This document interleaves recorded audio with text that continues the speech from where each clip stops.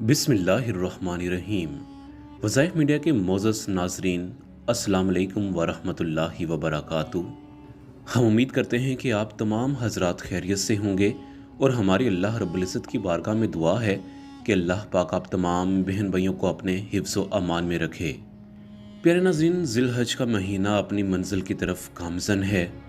जब भी ज़िलहज का नाम आता है तो हमारे जहनों में सबसे पहले कुर्बानी का तसव्वुर आता है, और ये तसव्वुर का अगर बैकग्राउंड जाना जाए तो इससे हमें पता चलता है कि इसके पीछे हज़रत इब्राहीम और हज़रत इस्माइल की एक बहुत बड़ी कुर्बानी छुपी है। लिहाजा बुज़ुर्गान दीन फरमाते हैं कि ज़िलहज का महीना हमें सब्र करना, हमें आजमाइश में कामयाब होने का दर्स देता है। लिहाजा जब भी हम पर कभी कोई मुश्किलात आ जाएं, कोई परेशानी, कोई रंजो गम, कोई मुसीबत, कोई तकलीफ़ अल्लाह रब्बुल इज़्ज़त की तरफ से आ जाए तो हमें चाहिए कि हमें सब्र और शुक्र करना चाहिए और हमें अल्लाह रब्बुल इज़्ज़त से मांगना चाहिए। प्यारे नाज़रीन, ज़िलहज के इस कीमती महीने को मद्देनज़र रखते हुए जो सूरह मुबारका इस महीने में सबसे ज़्यादा पढ़ी जाती है, इस सूरह मुबारका के बारे में हम आपको आगाह करने जा रहे हैं। इस सूरह मुबारका की फजीलत, इसकी बरक़ात और इस सूरह मुबारका के मुताबिक मज़ामीन में क्या दर्ज है, ये इंशाअल्लाह हम आज की इस पूरी वीडियो में कवर करेंगे। और इसके साथ हम आपको इस सूरह मुबारका का पढ़ने का तरीक़ाकार भी बताएंगे कि आपने ज़िलहज के इस पूरे महीने आपने इस सूरह मुबारका को किस तरीक़ाकार से पढ़ना है। और जब आप ये पढ़ेंगे तो आपकी महरूमियाँ, आपकी तकलीफ़ें, रंजो गम, मुसीबतें, आपके घरों में अगर बीमारियों ने डेरे डाल रखे हैं, बीमारियां ख़त्म होने का नाम तक नहीं ले रही, तो इंशाअल्लाह ये वजीफ़ा आपके लिए बेहतरीन से बेहतरीन दर्स साबित होगा। प्यारे नाज़रीन, आज जिस सूरह मुबारका की मैं आपसे आपकी खिदमत में बात कर रहा हूँ, ये सूरह मुबारका सूरह अलम नशरह, जो कि कुरान पाक के 30वें पारे में मौजूद है। अगर सूरह अलम नशरह के मज़ामीन के मुताबिक बात की जाए तो इस सूरह मुबारका का मरकज़ी मज़मून ये है कि इसमें ताजदार रसूलुल्लाह सल्लल्लाहु अलैहि वसल्लम की शख्सियत और आप सल्लल्लाहु अलैहि वसल्लम की सीरत मुबारका पर कलाम किया गया है। और इसमें यह मज़ामीन बयान हुए हैं जिसमें अगर सूरह अलम नशरह के पहले इब्तिदाई हिस्से को देखा जाए तो इसमें नबी करीम सल्लल्लाहु अलैहि वसल्लम को अता की गई नेमतें बयान की गई हैं।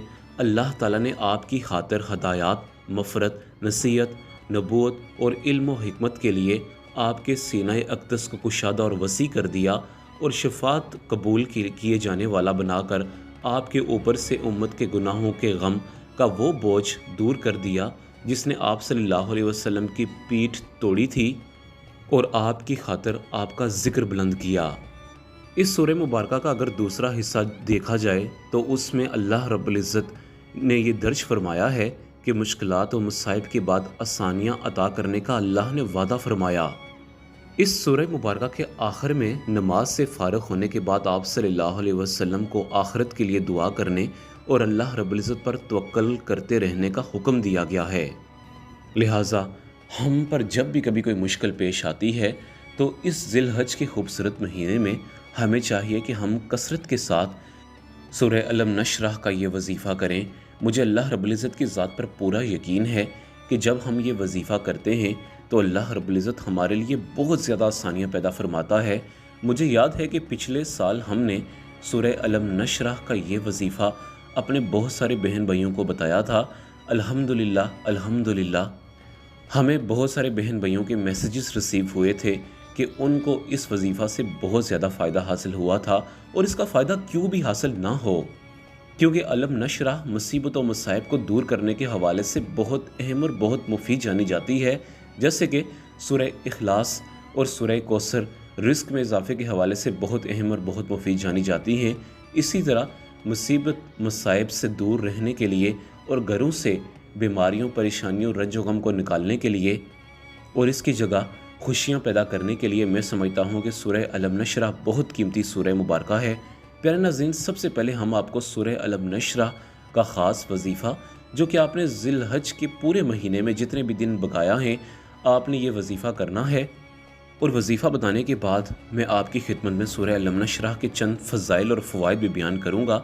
लिहाजा मेरी आपसे मोदबाना गुजारिश है कि आपने इस वीडियो को मुकम्मल देखना है تاکہ آپ کے علم میں اضافہ ہو اور آپ کو پتہ ہونا چاہیے کہ اللہ رب العزت نے ہمارے لیے قرآن پاک میں کتنی آسانیاں پیدا فرمائی ہیں۔